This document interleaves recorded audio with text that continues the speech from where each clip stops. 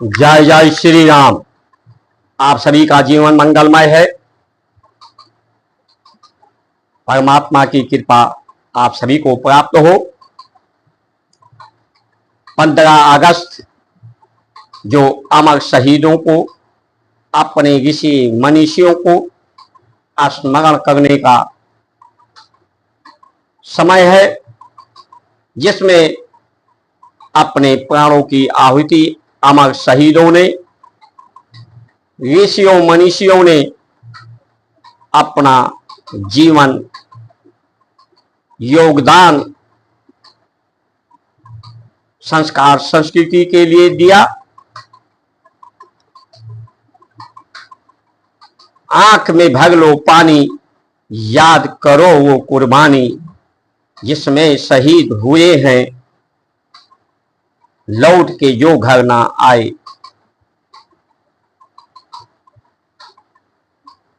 उन्हें सुमन श्रद्धांजलि हम जब सिया राम मैं सब जग जानी, करो प्रणाम जोड़ जुग पानी।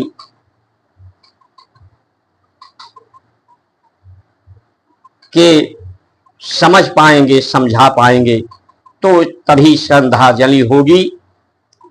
जिस तरह से एक बूंद पानी प्यास को नहीं बुझा सकता, पवित्र नहीं कर सकता, उसमें कोई सामर्थ्य नहीं होता, कोई प्रभाव नहीं होता, परिणाम नहीं होता।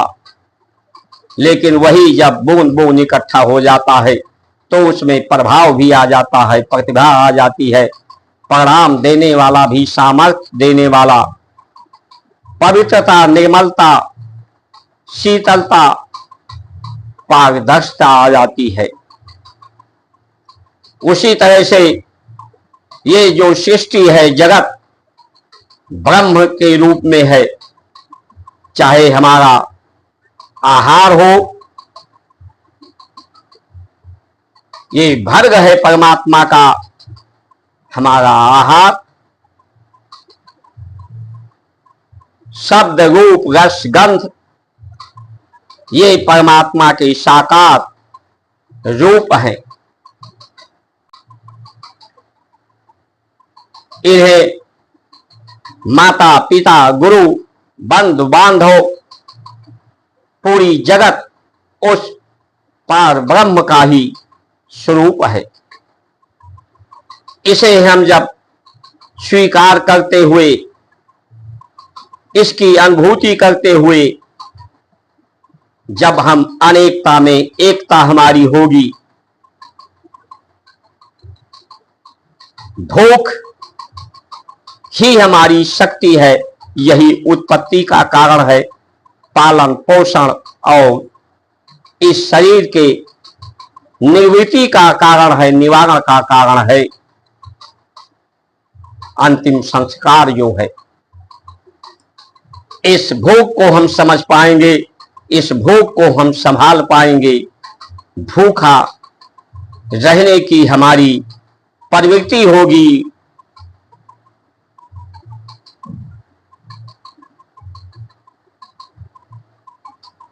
ये भूख को जितना संभाल पाएंगे, मुंह को जितना हम संभाल पाएंगे, इसे जितना कम से कम खोलेंगे, इसे बंद रखेंगे, मुंह को संभालने से, भूख को संभालने से हमारे अंदर व्यय भी कम होगा, आवश्यकताएं भी कम होगी और सामर्थ्य भी बढ़ेगा। धरती को पवित्र करके, प्रकृति को पवित्र करके, सब जगह नदी पहाड़ों को निर्मल करके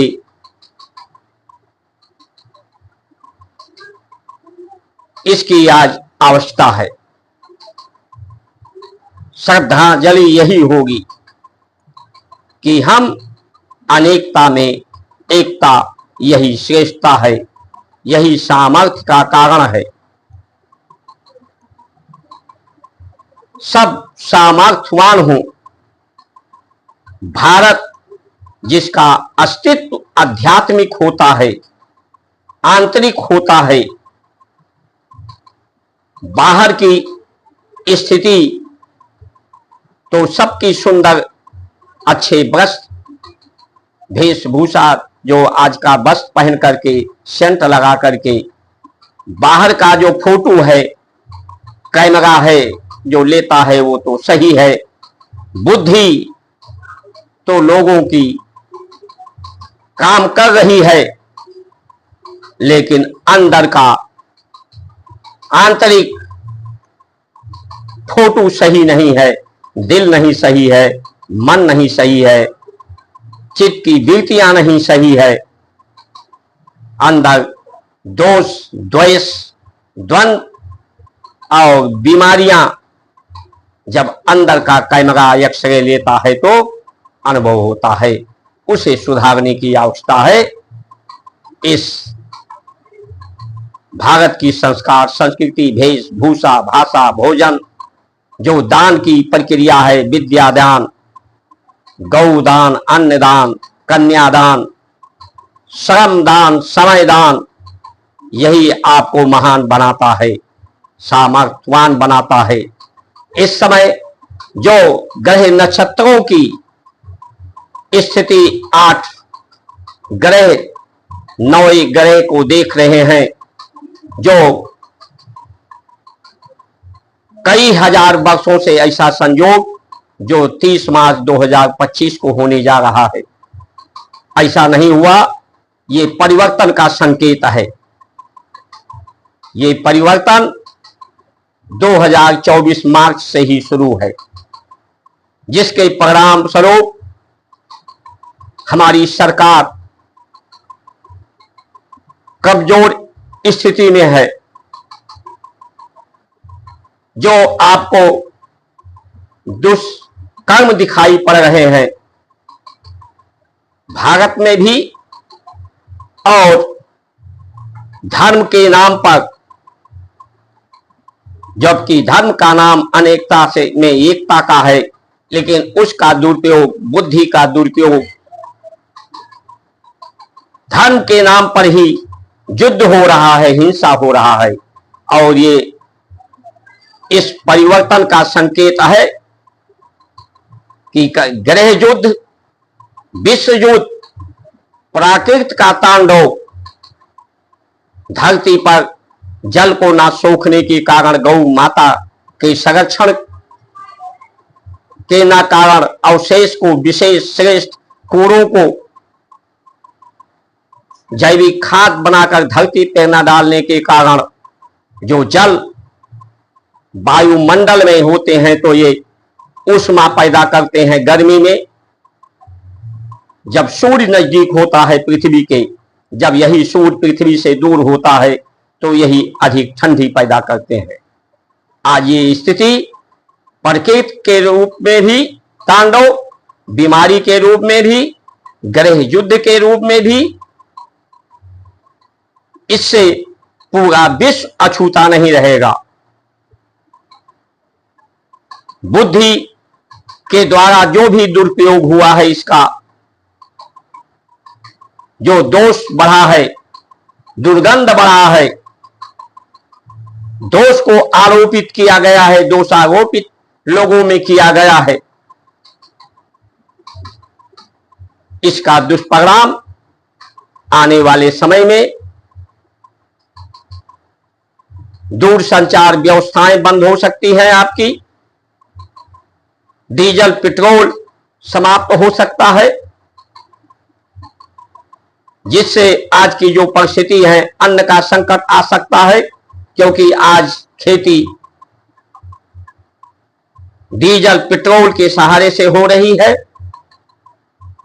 इसलिए हमें समझने की जरूरत है, इतिहास के पन्नों को उल्टने की जरूरत है। धर्म का जब भी यथार्थ परिभाषा परिभाषित नहीं हुई, इसका दुरुपयोग हुआ। मुगल काल के पहले सामंतवाद, साम्राज्यवाद, पूंजीवाद जिसके कारण राजा बटे थे और उसी का फायदा मुगलों ने लिया। जात पात भाषा लिंग धर्म के नाम पर बांट करके गुरुकुल को समाप्त करके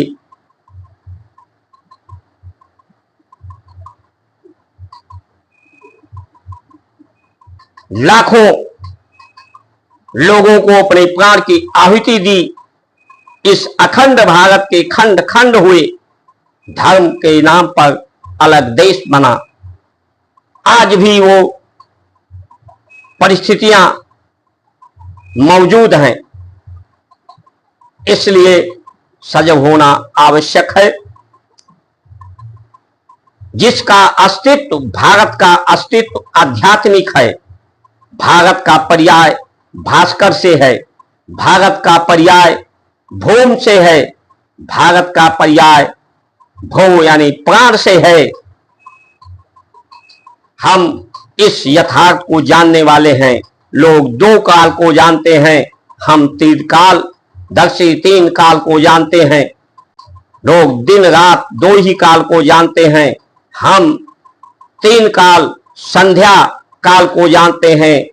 जो ज्ञान के लिए सत्य के साथ, धर्म के साथ, परमात्मा के साथ जुड़ने का सुअवसर होता है, जिससे सामर्थ्य लोगों में आती है।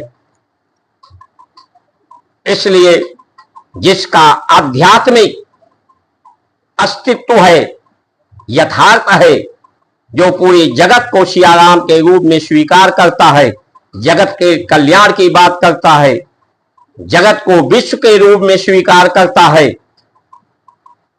वही इन परिवर्तन के बाद यही सुखद परिणाम, स्वर्णिम अवसर आने वाला है।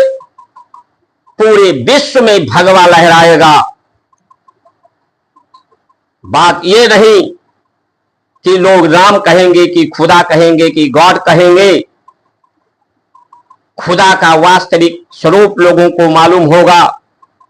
खुदा यानी खुद के अंदर, अपने अंदर अध्यात्म को लोग जानेंगे। नमाज नमः करेंगे यज्ञ को, ज्ञान को। वो परिस्थिति आने वाली है। अब जो परिस्थिति आने वाली है उसका अनुभव लेकर जो जात पात भाषा लिंग के आधार पर बटे हैं, उन्हें ये परखे परमात्मा उनके दोषों का निवारण करके, शंका का समाधान करके सब संगठित होंगे। आने वाले समय में ईमानदारी की आवश्यकता होगी, जिम्मेदारी की आवश्यकता होगी। हमें ईमानदारी, जो भारत की संस्कार संस्कृति है, धर्म है, उसके पर ईमानदार, समझदार, जिम्मेदार होना होगा। यही हमारी बहादुरी है और यही इस भारत को अखंड बनाएगी, अछूत बनाएगी, श्रेष्ठ बनाएगी, सामर्थ्यवान बनाएगी। इसके लिए हमें सजग होकर उस स्वर्णिम अवसर के लिए सजग होना है, सचेत होना है और अपने ऋषियों, मनीषियों, महापुरुषों को श्रद्धा सुमन अर्पित करना है। विदेशियों के द्वारा जो भी नीतियां, शिक्षा, व्यवस्था है, व्यवस्था का परिवर्तन करना है। भारत की परंपराओं, धर्म के अनुसार हमारी नीतियां बनेंगी। इन्हीं वचनों के साथ आप सभी का सुमंगल कामना करते हुए जय श्री राम।